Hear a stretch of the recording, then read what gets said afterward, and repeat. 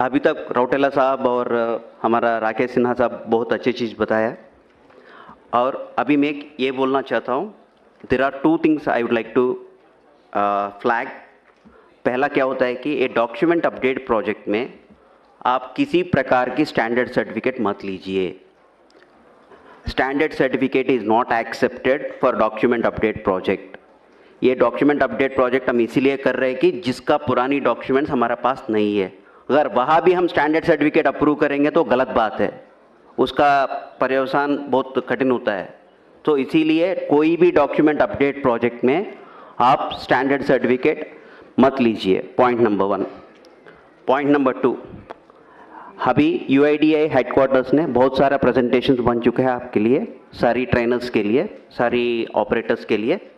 उसमें 8 प्रेजेंटेशंस है, उसमें 2 प्रेजेंटेशंस ऑलरेडी सिन्हा जी और रौटेला जी कवर कर लिया है। फर्स्ट प्रेजेंटेशन है एनरोलमेंट ऑपरेटर, मतलब एक एनरोलमेंट ऑपरेटर किस तरह के एनरोलमेंट करना है, उसमें क्या क्या देखना पड़ती है। लोग क्या होते हैं ना, छोटे मोटे गलती है सर इसमें, क्या गलती, वो छोटे मोटे गलती आपके लिए हो सकता है मगर वो छोटे मोटे गलती हमारे लिए बहुत बड़ा बन सकती है। उसके ऊपर आप सब लोग कभी कभी बोलते हैं सर हमारा सस्पेंशन हो गया है, DOE 1 में हो गया है, DOE 2 में हो गया है, बायोमेट्रिक एरर में हो गया है।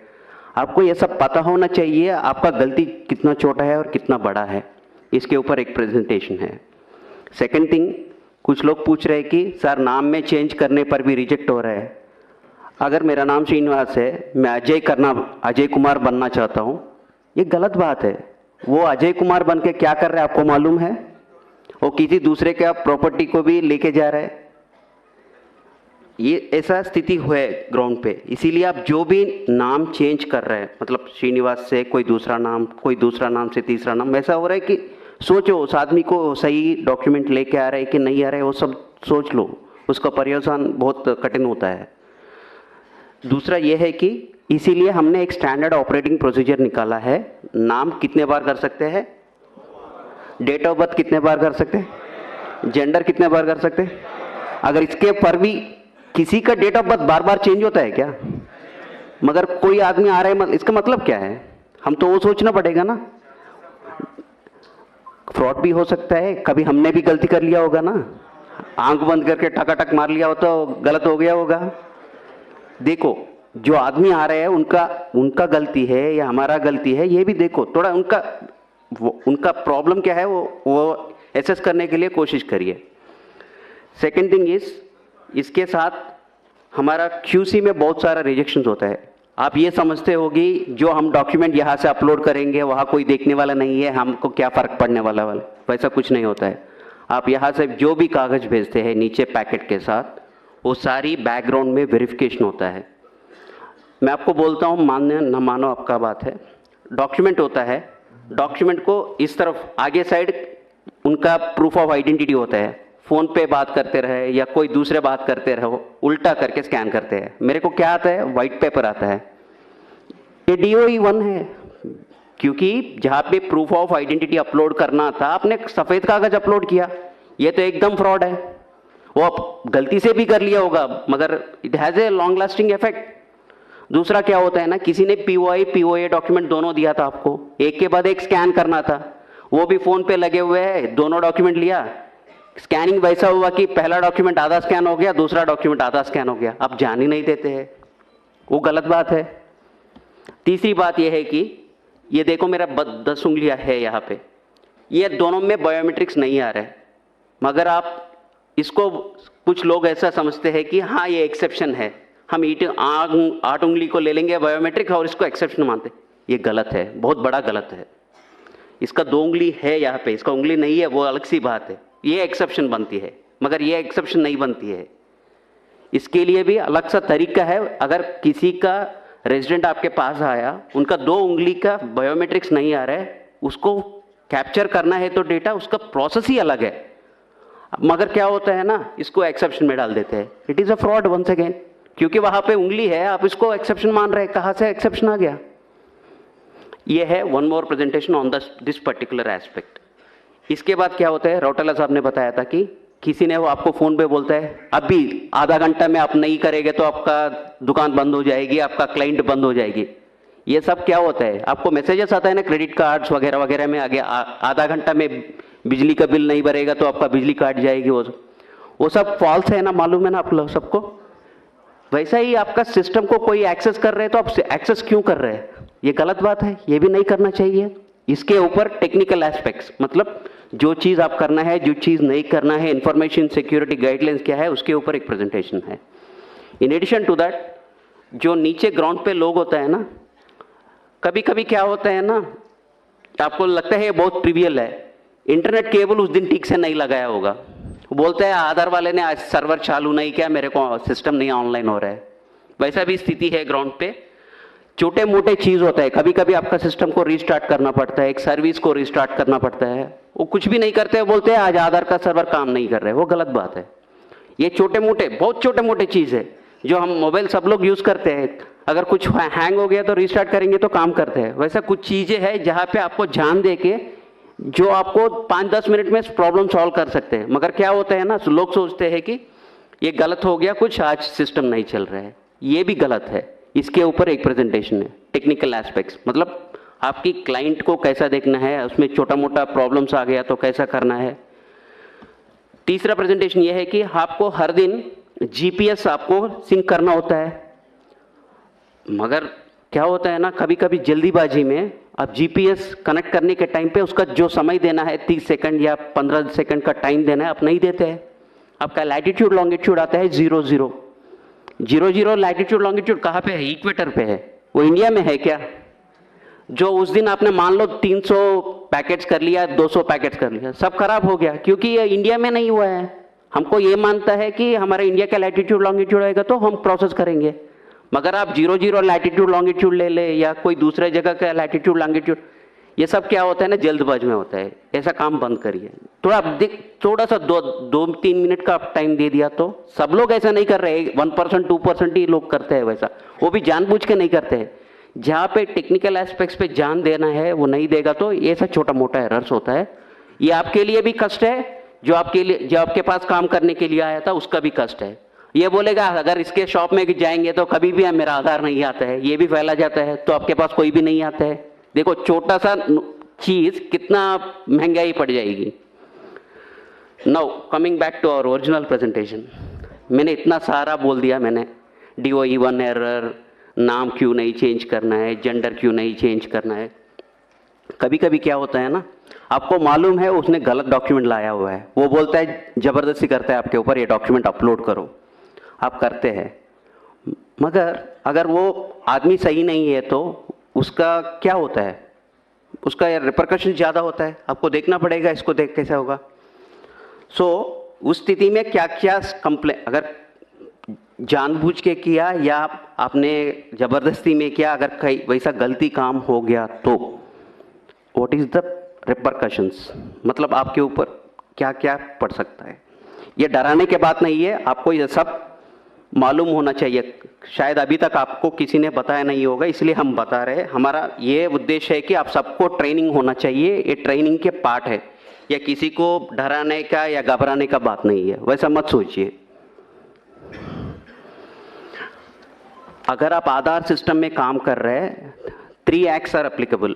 First is Aadhaar act, second is IPC Indian penal code, third is information technology act. ये तीनों एक्ट के ऊपर FIR डाल सकते हैं अगर गलती बहुत बड़ा है तो। ये किस तरफ का गलती हो सकते हैं?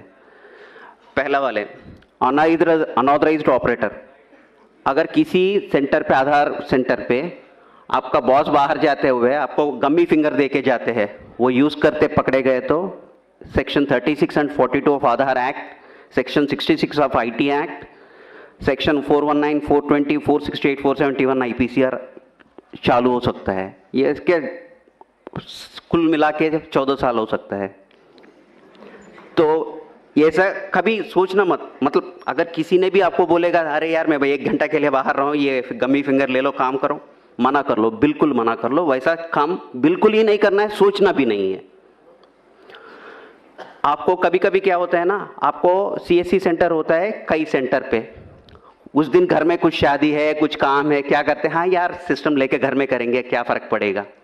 हमको सब पता चलता है आपका सिस्टम कहाँ होना है। आप सुबह सुबह जीपीएस सिंक करते हैं ना, तब मेरे को पता चलता है आपका सिस्टम कहाँ पे है। वो सिस्टम से मैं सोचता हूँ ये यहाँ पे है या कहीं दूसरा जगह काम कर रहे हैं। मतलब जहाँ पे आप काम करना चाहिए वही काम करना है। अगर सिस्टम लेके घर में करो या राजस्थान ऑपरेटर जाके दिल्ली में काम करो, दिल्ली वाले जाके जम्मू कश्मीर का काम करो, वैसा नहीं करना चाहिए। अगर उस तरह का काम करेगा तो फिर से उसके ऊपर ये सारी सेक्शंस चालू हो सकता है। ये सब मत करना है। Next one is ECMP client operator compromised. ये देखो अभी बोल रहा हूं मैं, आप किसी को आपका रिमोट डेस्क दे दिया, आपने आपका सिस्टम को कॉपी कर लिया, इसमें आपको कोई दोष नहीं है, गलती नहीं है, मगर क्या हो गया, आप उसका पार्टी बन गया। आप वो सिस्टम का आपका सिस्टम्स डिटेल्स लेके कहीं दूसरे जगह सिस्टम चल रहा है, उसको जवाब कौन देने पड़ेगा? आप लोगों को ही देना पड़ेगा। किसने बोला आपको देने को?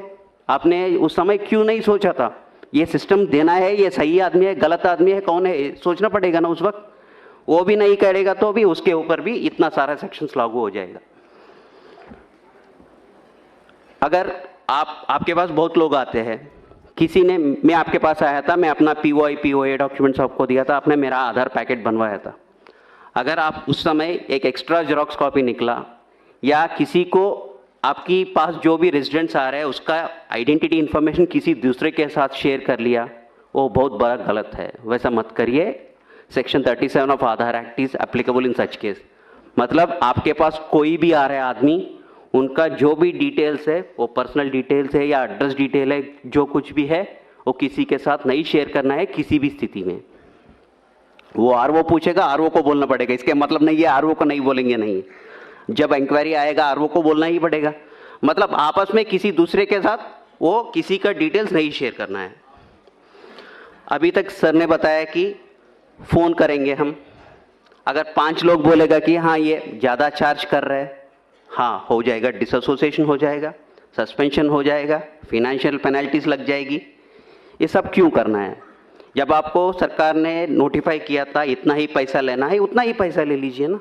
अगर 1 भी रुपए ज़्यादा ले लिया उसके पर्यवसान के ऊपर, ये देखो section 42 of the Aadhaar act will be applicable on that. ये सब सेक्शंस, इसका सजा वगैरह वगैरह सब आपकी आधार का जो किताब है ना, छोटा किताब है ना, उसमें सारी इसका इंफॉर्मेशन मिला है।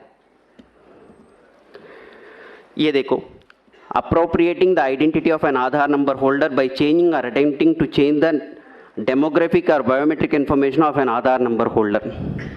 ये मैं वो ही बोल रहा हूँ, किसी दूसरे का आधार व्यक्ति का, मान लो मेरा नाम श्रीनिवास है, मेरा आपको मालूम है मेरा नाम श्रीनिवास है, कोई मैं आके आपको बोला अरे यार मेरा नाम श्रीनिवास से कुमार राकेश सिन्हा कर लो, मैं कुछ काम करना है उसके नाम पे बोल के बोलेगा, तो आप उसमें पार्ट मत लेना। वो सारी वैसा ट्रांजैक्शंस को, सस्पिशियस ट्रांजैक्शंस है, उसको एंकरेज मत करो और से strong on such transactions and don't encourage such transactions. उसका बहुत बड़ा असर हो जाता है। दूसरा यह है कि pretending to be an agency unauthorised to collect identity information of a resident. आप CSC पहले था, अभी किसी के कारण से आपका डिसकंटिन्यूएशन हो गया है, आप लोगों को ये मत बताना कि हाँ अभी भी मैं आधार का ऑपरेटर हूँ, मैं काम कर सकता हूँ, आपका ये करवा सकता हूँ, वो करवा सकता हूँ बोल के मत बताना। अगर वो भी करेगा वो भी गलत है, उसका भी पेनल्टी 3 साल की है सज़ा है और 10,000 की पेनल्टी है। और दूसरा ये है कि intentionally transmitting information collected during enrolment authentication to unauthorised person. मतलब आप पहले भी वही बताया था, किसी के साथ आप इंफॉर्मेशन शेयर करेगा तो 3 साल की सज़ा और 10,000 का पेनल्टी, कभी कभी 1 लाख की पेनल्टी भी हो सकता है कि कंपनी के ऊपर, अगर कंपनी इन्वॉल्व है तो उसमें। ये unauthorised access to central identity data repository, मतलब कोई दूसरा की तरफ से कंप्यूटर के साथ कोई सॉफ्टवेयर, डुप्लीकेट सॉफ्टवेयर यूज करके जो भी करेगा वो सब ऑलरेडी एक्ट में इंक्लूडेड है। अगर कोई भी इसमें जानबूझ के या गलती से भी आप इसमें इन्वॉल्व हो गया तो इसका पर्यवसान बहुत अलग सा है। इसलिए अब जो भी इंटेंशनली और intentionally don't get involve in that activities. अगर जो भी टैंपरिंग ऑफ डेटा करना चाहते हैं, मतलब डेट ऑफ बर्थ मेरा है 2005, मैं आपको बोलता हूँ 2010 करवा लो भाई, अगर वो कुछ प्रोसेस में कुछ करना शुरू कर लिया, वो भी बड़ा imprisonment up to 10 years in such cases. वो वैसा मत करिए. Unauthorized use of identity information of an individual by requesting entity or offline verification. ये क्या है ना, कभी कभी सर ने सुबह बताया था ना, एक आइडेंटिटी कैसा पता होना चाहिए. QR कोड स्कैन करने से उनका आइडेंटिटी पता चलेगा. अब QR कोड स्कैन करके कोई दूसरे वाले को ये मत बताना इनका इन्फॉर्मेशन डिटेल्स क्या है. जिसका चाहिए वो करेगा, आपका नहीं है, जिम्मेदारी नहीं है वो. Failing to comply with requirements of the Aadhaar act, मतलब CSC के ऊपर आपके बहुत जिम्मेदारी है. आप CSC के लिए काम कर रहे हैं, मतलब इसके आपके ऊपर भी बहुत सारे जिम्मेदारियां हैं. आप अगर वो कंप्लाई ना करेगा तो उसके ऊपर भी पेनल्टीज होता है. In addition all these things, कोई भी तरफ का एक्सप्लिसिटली नहीं डिफाइन किया हुआ है, कोई भी गलतियां है जिसमें एक्शन करना है उसका भी इम्प्रिजनमेंट पनिशमेंट है. ये आपको सबको पता होना चाहिए, क्योंकि इतना बड़ा प्रोजेक्ट कर रहा है, इसमें कष्ट भी होते हैं और हमारा इसके लाभ भी होते हैं. लाभ हम सबको मालूम है, कष्ट और नष्ट भी सबको मालूम होने से क्या होता है, हम ठीक से काम कर पाएंगे.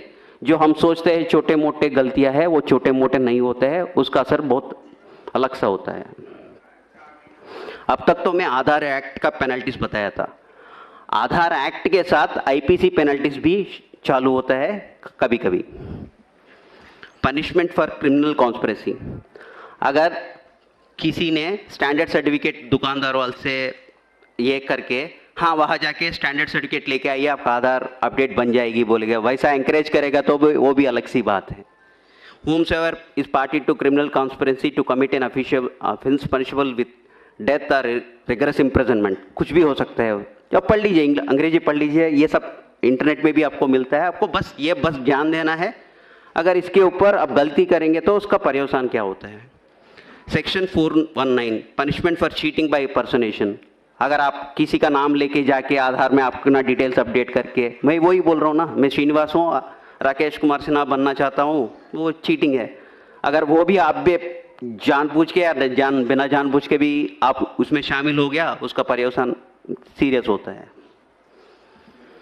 420 ये सबको मालूम है, 420 का केस क्या होता है. गलती जो भी किस तरफ की भी गलती करेगा तो वो 420 में आता है. 467 फोर्जरी ऑफ वैल्यूएबल सिक्योरिटी, मतलब आप फोर्जरी करो या डॉक्यूमेंट को, कुछ लोग क्या कर रहे हैं कि जब आशीष हमारा QC मैनेजर वो यहाँ पे है, लंच के बाद वो एक QC के ऊपर कौन सी एरर्स होती है वो सब बताते हैं. वो आपके पास बर्थ सर्टिफिकेट लेके एक आदमी आता है, मगर बर्थ सर्टिफिकेट में डेट ऑफ बर्थ में व्हाइटनर लगा के डेट ऑफ बर्थ चेंज किया है, मतलब डॉक्यूमेंट इज टैम्पर्ड. उस डॉक्यूमेंट को एक्सेप्ट ही नहीं करना चाहिए था, मगर लोग देखते ही नहीं है, ध्यान नहीं देते हैं, वो स्कैन करके अपलोड करते हैं, वो DOE 1 में आते हैं. मतलब जो गलती कर रहे हैं उनके साथ आप उनको सहायता कर रहे हो, क्योंकि डॉक्यूमेंट में जब व्हाइटनर लगा के डेट ऑफ बर्थ और नाम चेंज किया हुआ है, आप उस डॉक्यूमेंट को क्यों एक्सेप्ट कर रहे हैं. एक्सेप्ट नहीं करना चाहिए था. ये भी 468 वही पे forgery, the intention of the forgery is for cheating, उसके लिए पनिशमेंट है. 471 यूजिंग ए जेन्युइन फोर्ज्ड डॉक्यूमेंट और इलेक्ट्रॉनिक रिकॉर्ड, मतलब आपको ये मालूम है ये जेन्युइन रिकॉर्ड नहीं है, फिर भी आप यूज कर रहे हैं इसको आधार जनरेट करने के लिए. सर ने बताया था ना सुबह 11% आपका रिजेक्शन हो रहा है, मतलब आप 10 लाख ट्रांजैक्शंस कर रहे हैं, उसमें 1,10,000 ट्रांजैक्शंस आर गेटिंग रिजेक्टेड. उसमें 9% of the documents are rejected for want of the proper documents, list of applicable documents. आप लिस्ट ऑफ एप्लीकेबल डॉक्यूमेंट्स से नहीं करते हो, कोई दूसरा डॉक्यूमेंट लेके करते हो, that is a serious offence. In addition to that, जो मैंने बोला था ना, वो white paper scanning, dual scanning of 2 papers एक साथ, जो टैम्पर्ड डॉक्यूमेंट, कभी कभी नाम में गैजेट नोटिफिकेशन भी एडिटिंग कर रहे हैं एडोब फोटोशॉप के साथ. अगर कोई भी आपके पास गैजेट नोटिफिकेशन लेके आ रहे हैं, आप देख लो वो सही है कि नहीं है, क्योंकि लोग उसके भी फोटोशॉपिंग करके आ रहे हैं. थोड़ा ध्यान से रहिए, वो बहुत बड़ा ये पंगा हो जाएगा. आप जो भी डॉक्यूमेंट, कोई भी प्रकार के डॉक्यूमेंट लेके आपके पास आ रहे हैं, specially name change, date of birth change, gender change का कोई भी आ रहा है, अगर वो कोई भी डॉक्यूमेंट लेके आ रहे हैं और उनका एक्सेप्शन हैंडलिंग प्रोसेस में आ रहे हैं, मतलब उनका इंटेंशन सही नहीं होगा. कभी कभी आप देख लीजिए उनका डॉक्यूमेंट सही है कि नहीं है. अगर आप संतुष्ट नहीं है तो आप सीधा सीधा बोल दीजिए कि सर ये डॉक्यूमेंट से मेरे दुकान में नहीं होगा, मेरे सेंटर में इसका अपडेट नहीं चलेगा. सीधा बताइए, कोई गलती नहीं है उसमें। मगर आप जहाँ आप फील होते हैं कि ये डॉक्यूमेंट करने से मेरे को कोई अच्छा नहीं लग रहा है, मेरे को कुछ डाउटफुल लग रहा है, सस्पिशियस लग रहा है, आप उससे दूर रहिए ना, उसमें इन्वॉल्व ही मत हो जाइए उसमें।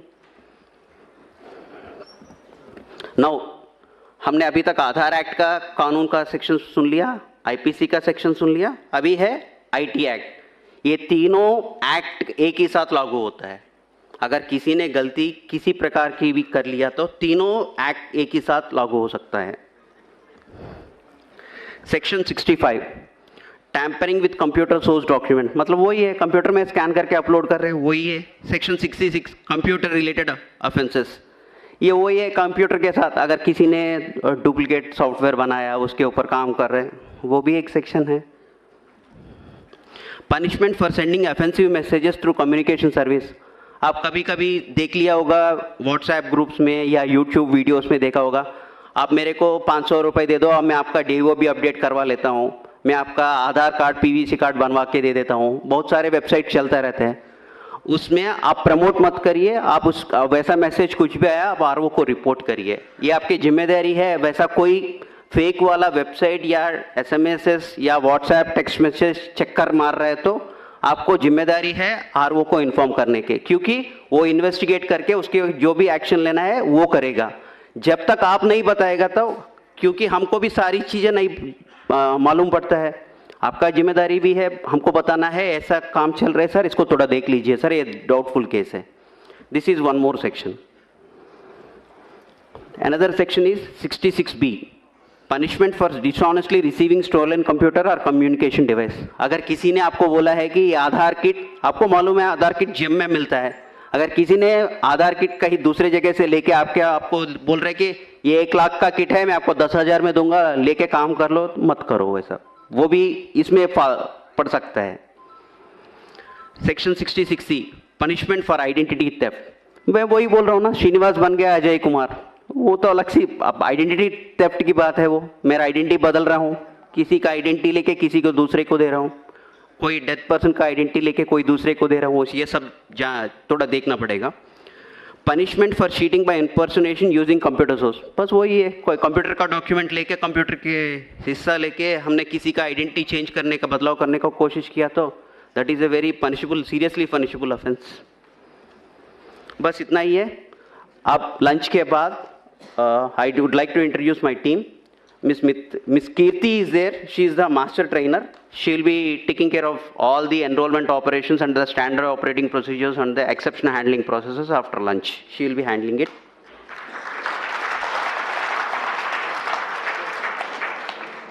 आशीष रंजन है, वो मेरा QC मैनेजर है, वो आपको DOE एरर क्या होता है, किस प्रकार की एरर होता है, आपने कौन सी गलतियां कर रहे हैं, मैं सब लोग नहीं कर रहे होंगे, 1-2 आदमी कर रहे होंगे, मगर गलतियां किस तरह का होता है, DOE एरर क्यों आता है, पहले बायोमेट्रिक एरर क्यों आता है, ये सब आपको एग्जाम्पल के साथ वो एक्सप्लेन करेगा, आशीष रंजन एक्सप्लेन करेगा।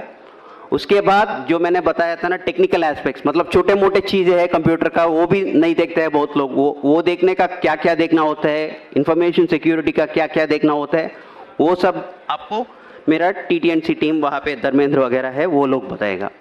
आपका इसके साथ लिस्ट ऑफ अप्लीकेबल डॉक्यूमेंट, हम list of applicable documents time to time update करते हैं, इसको आप देखना पड़ेगा, इसके ऊपर आप नज़र रखना पड़ेगा। जो इस लिस्ट ऑफ अप्लीकेबल डॉक्यूमेंट्स है उसी को एक्सेप्ट करना है, कोई दूसरा डॉक्यूमेंट एक्सेप्ट नहीं करना है। मैं फिर से बोल रहा हूँ, डॉक्यूमेंट अपडेट प्रोजेक्ट में स्टैंडर्ड सर्टिफिकेट यूज मना है। सेकेंड थिंग, जो भी अपना नाम चेंज करने के लिए आता है, मतलब श्रीनिवास है, मेरा नाम श्रीनिवास कुमार करना है, कुमार ऐड करना है, लोग क्या करते हैं, लेके स्टैंडर्ड सर्टिफिकेट लेके आते हैं अपना नाम चेंज करने के, वो वाला डॉक्यूमेंट नहीं चलेगा। Standard certificate is not accepted for even minor correction in your name. आपका कोई डॉक्यूमेंट, आपका नाम सरकारी वाला जो भी डॉक्यूमेंट है वही लेके आना है। अगर आप स्टैंडर्ड सर्टिफिकेट से सारी चलेगा वो सोचेगा तो नहीं चलेगा। लंच के बाद जो भी क्वेश्चन एंड आंसर है लास्ट सेशन में वो सब है, वो सब आंसर करेगा। Thank you.